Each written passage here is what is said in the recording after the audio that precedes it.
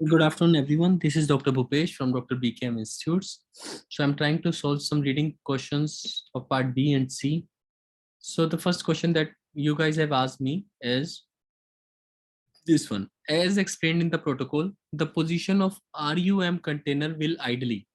तो जो RUM container की पोजीशन आइडली है वो कैसी होगी? गा कैसे पता लगा? मुझे विल से पता लगा। तो will unwanted medicine pharmacy collection protocol और रिटर्न अनवांटेड मेडिसिन। तो टॉपिक तो बड़ा सिंपल समझ आ गया कि मान लो आप पेशेंट हो, आपके पास कोई अनवांटेड मेडिकेशन आ गई है, आपने उसको रिटर्न किया है। A return approved container will be delivered by the wholesaler to the participating pharmacy. तो होलसेलर उसे वापस करता है पार्टिसिपेटिंग फार्मेसी को। The container is to be kept in the selection of the in the section of the dispensary or in a room or enclosure in the pharmacy to which the public does not have access. Obviously कोई भी normal person वहां तक नहीं पहुंच सके। The container may be placed in a visible position. Container को visible position में रख सकते हैं, but out of reach of the public, as this will reinforce the message that unwanted prescription drugs can be returned to the pharmacy. तो कह रहा है कि जो जो ये एक्स्ट्रा बिन है इसको छुपा के रखने की जरूरत नहीं है, इसको विजिबल पोजीशन में रहने दो, ताकि जो लोग, कई लोगों को, पब्लिक को मैसेज का नहीं पता होता कि भाई वो रिटर्न कर सकते हैं।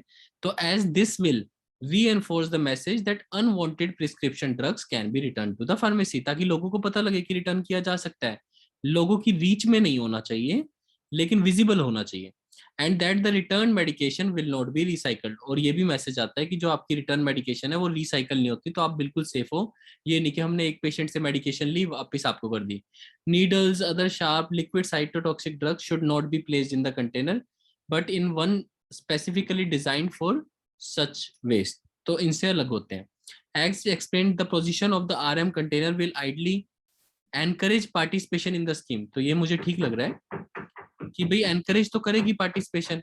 पार्टिसिपेशन कैसे होगा कि लोग देखेंगे तो वो पार्टिसिपेट करेंगे, वो अपनी मेडिकेशंस को रिटर्न करेंगे। तो ये हो सकता है आंसर, इनडायरेक्ट दिया हुआ है पर हो सकता है।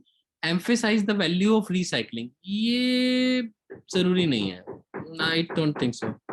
फैसिलिटेट पब्लिक एक्सेस, पर पब्लिक तो एक्सेस कर ही नहीं सकती, तो आंसर शुड बी बी। पर मुझे एक बार आपका साथ चाहिए ये देखने के लिए, ये मेरा आंसर, क्योंकि ये रीडिंग्स मैंने पहले नहीं की हैं तो मुझे आपसे पूछना पड़ेगा कि आंसर ठीक है या नहीं है। तो आप प्लीज मेरे को बता दीजिए मैंने ठीक किया है, ताकि मेरे को पता लगे मेरा आज का फ्लो कैसा है रीडिंग का।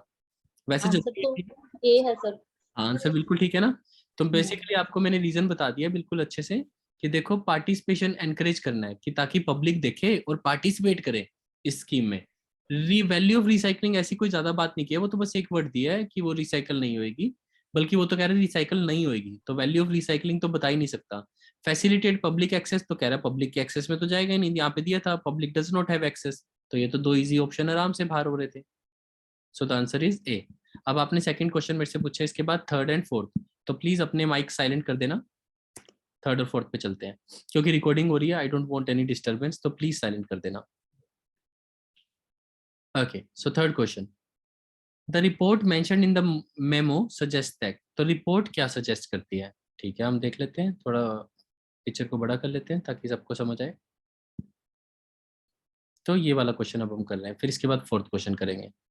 सो क्वेश्चन ये है, एक second, yes, the report on the memo suggest that, मतलब जो भी रिपोर्ट आई है वो क्या सजेस्ट कर रही है। Report on the oral anti cancer medication, जो भी कैंसर की मेडिकेशन ओरल फॉर्म में लेते हैं उनकी रिपोर्ट है। Nurse unit managers are directed to review their systems for the administration of oral anti cancer drugs and the reporting of drug errors. तो nursing unit managers को, उनको direct किया जाता है कि वो अपने सिस्टम को समझें और administration of oral anti cancer drugs को देखें और रिपोर्ट करें ड्रग एरर्स के बारे में। Serious concerns have been raised in a recent report drawing on a national survey of pharmacists. Please note the following paragraph quoted from the report. Incorrect doses of oral anti-cancer medications can have fatal consequence. अगर आपकी जो doses गलत होंगी तो बहुत खतरनाक हो सकते हैं। Over the previous 4 years, there were 3 deaths and 400 patient safety issues involving the oral anti-cancer medication। मतलब रिस्क पे रहते हैं। Half of the reports concern the wrong dosage, और जिनमें से जो ये जिन लोगों की डेथ हुई है या जिनको नुकसान हुआ है उनमें आधे से ज्यादा केसेस, आधे केसेस रॉन्ग डोसेज के कारण थे। frequency, quantity, duration अलग अलग टाइम पे. और further concern is that error on the part of the patients may be under reported. और further concern ये है कि जो patient ने गलतियां की उसके बारे में तो रिपोर्ट ही नहीं है. अंडर रिपोर्टेड का मतलब रिपोर्ट नहीं है, तो पेशेंट भी कुछ गलतियां कर देते हैं. In the light of these report there is clearly a need for improve system covering the management of patient receiving oral therapy. तो जिनको कैंसर के लिए ओरल थेरेपी मिल रही है उनके लिए एक प्रॉपर सिस्टम होना चाहिए, सर्वे सिस्टम होना चाहिए, जो अभी तक अवेलेबल नहीं है. तो हमारा क्वेश्चन यही था. द रिपोर्ट में suggest that data about the patient errors में बी इनकम्प्लीट. हाँ, ये तो यही कह रहा है, डाटा तो इनकम्प्लीट है क्योंकि ये अंडर रिपोर्टेड है.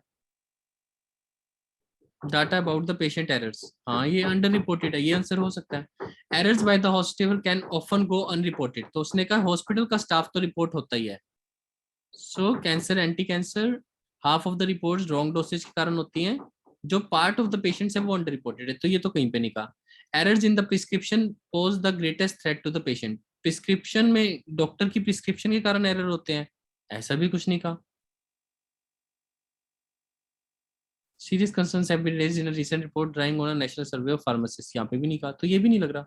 अगेन मतलब मैं ज्यादा एनर्जी नहीं देना चाहता क्योंकि क्वेश्चन आसान लग रहा है.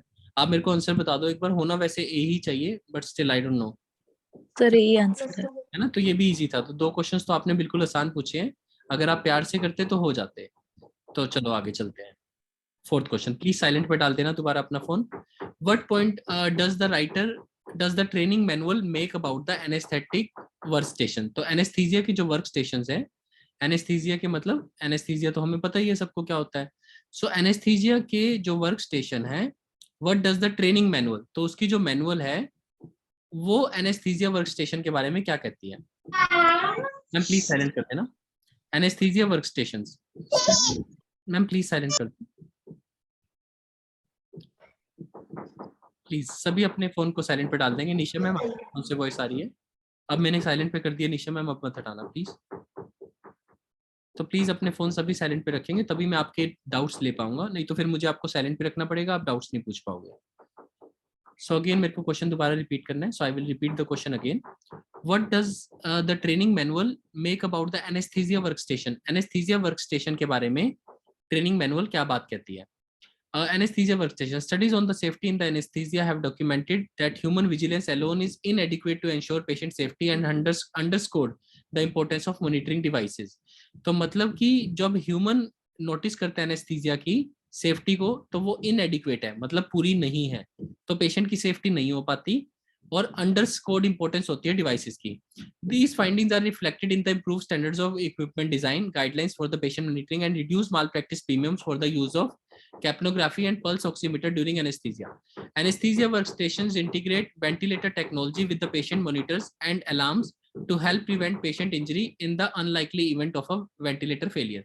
कि अगर कोई वेंटिलेटर फेलियर हो रहा है, एनेस्थीसिया वर्कस्टेशंस इंटीग्रेट करते हैं वेंटिकुलर टेक्नोलॉजी को. तो वर्कस्टेशन है उस पे टेक्नोलॉजी विद द पेशेंट के मॉनिटर्स एंड अलार्म से लगेगा to help prevent patient injury. इससे पेशेंट इंजरी नहीं होगी in the unlikely event of a ventilator failure. अगर वेंटिलेटर फेलियर हो भी गया तो एनेस्थीसिया वर्कस्टेशंस काम करेंगे. Furthermore, since the reservoir bag is the part of the circuit during the mechanical ventilation, तो reservoir bag होता है, the visible movement of the reservoir bag is confirmation that the ventilator is functioning. तो मुझे बहुत ज्यादा topic समझ नहीं आया, बस मुझे ये समझ आया एनेस्थीसिया वर्कस्टेशन जो होते हैं उनके लिए ह्यूमन विजिलेंस काफी नहीं है, तो इम्प्रूव स्टैंडर्ड चाहिए डिजाइन के और रिड्यूस मॉल प्रैक्टिस में हेल्प करेंगी. और capnography, pulse oximeter during anaesthesia ऐसी कुछ बात कर रखी थी. एनेस्थीसिया वर्कस्टेशंस इंटीग्रेट करते हैं वेंटिकुलर टेक्नोलॉजी को, वेंटिलेटर की टेक्नोलॉजी को पेशेंट के मॉनिटर्स के साथ, तो इंटीग्रेट करने की बात कर रहा है. सो देखते हैं. अब मेरे को ये क्वेश्चन डिफिकल्ट है मेरे लिए क्योंकि मेरे को पैराग्राफ ही नहीं समझ आया, तो अब मेरे को ऑप्शन पे रिलाई करना पड़ता है. आपको पैराग्राफ समझ नहीं आया, अब इसको 3 बार 4 बार प्लीज पेपर में आपके पास टाइम नहीं होगा, तो इसको टाइम वेस्ट ना करो, या तो ये क्वेश्चन ही बाद में करो. Don't do this question in the first round if you want to pass. अगर ये क्वेश्चन करना है तो फिर ऑप्शन कितनी आसान है उस पर डिपेंड करेगा. Parts of the equipments have been shown to be vulnerable to failure. ऐसा कोई बात का इक्विपमेंट के पार्ट जो होते हैं वल्नरेबल टू फेलियर होते हैं, ये बात दी थी. Anesthesia workstations integrate ventricular technology with the patient monitors and alarms to help prevent patient injury in unlikely event of a ventilator failure. तो अगर वेंटिलेटर फेलियर होगा तब इसके इक्विपमेंट के पार्ट काम आएंगे. तो ये थोड़ा सा गलत दे रखा है. वेंटिलेटर फेलियर होगा तो पार्ट काम आएंगे इस इक्विपमेंट के, तो ये तो प्रिवेंट करते हैं, तो ये आंसर नहीं होना चाहिए मेरे हिसाब से. There are several ways of ensuring that ventilator is working effectively. Since the reservoir bag is a part of circuit during the mechanical ventilation, the visible movement of the reservoir bag is the confirmation that ventilator is functioning. तो एक तो ये है, और कोई function दिया है, several ways, और कोई वेज, और तो कोई बात नहीं की, तो सेवरल वेज तो नहीं बताया, मेरे ख्याल से ये भी नहीं होना चाहिए। सी पे चलते हैं। Monitoring by the health professionals is a reliable way to maintain patient safety. Health professionals यानी हेल्थ प्रोफेशनल्स ह्यूमन विजिलेंस, तो ये भी गलत है, यानी मैंने कहीं पे गड़बड़ की है, दोबारा पढ़ना पड़ेगा।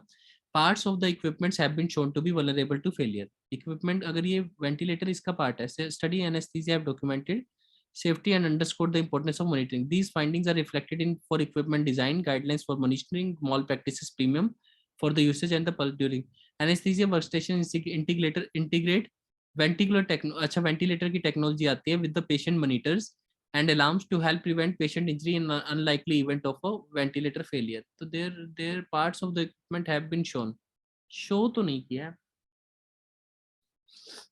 एक बार दोबारा इसको कैंसिल करते हैं, वैसे ये आंसर हो सकता है पर कैंसिल करते हैं। There are several ways of ensuring that ventilator is working effectively. अगर ये वेंटिलेटर फेलियर हो जाए तो ये भी नहीं है, बस तो ऐसी भी कोई बात नहीं की है।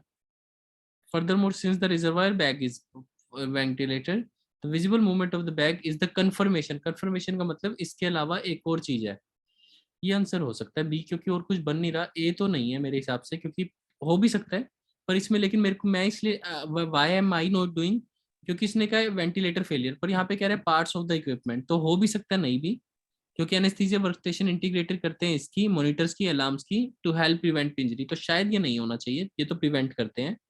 Monitoring by the health professional is a reliable way, reliable का मतलब ठीक वे है, पर ह्यूमन विजिलेंस अलोन इज इनएडिक्वेट, यहाँ पे क्या रखा था, इनएडिक्वेट है टू मेंटेन पेशेंट सेफ्टी, तो इस कारण से मुझे सी बिल्कुल नहीं लग रहा। और बी के भी चांसेस वैसे तो कम है, इसको प्लूरल में नहीं देना चाहिए था, क्योंकि एक ही वे बताया है कि भाई डिवाइसेस वर्क कर रहे हैं नहीं, बट यहाँ पे मेरे पास और कोई ऑप्शन नहीं है, तो मैं बी करना चाहता हूँ। वैसे आंसर ए भी हो सकता है, पर अगेन पेपर में मेरे पास टाइम नहीं होगा, अगर ये गलत हो गया तो कोई बात नहीं, क्योंकि मेरे दो क्वेश्चंस जो आसान क्वेश्चंस हैं वो ठीक होने चाहिए। अगेन आपको ऐसे क्वेश्चन पे टाइम वेस्ट नहीं करना, नहीं तो इससे ज्यादा आपने इस क्वेश्चन को पढ़ा तो पेपर में बहुत नुकसान होता है। आप मुझे आंसर बता सकते हो, वैसे ए भी हो सकता है। बी आंसर बी है सर।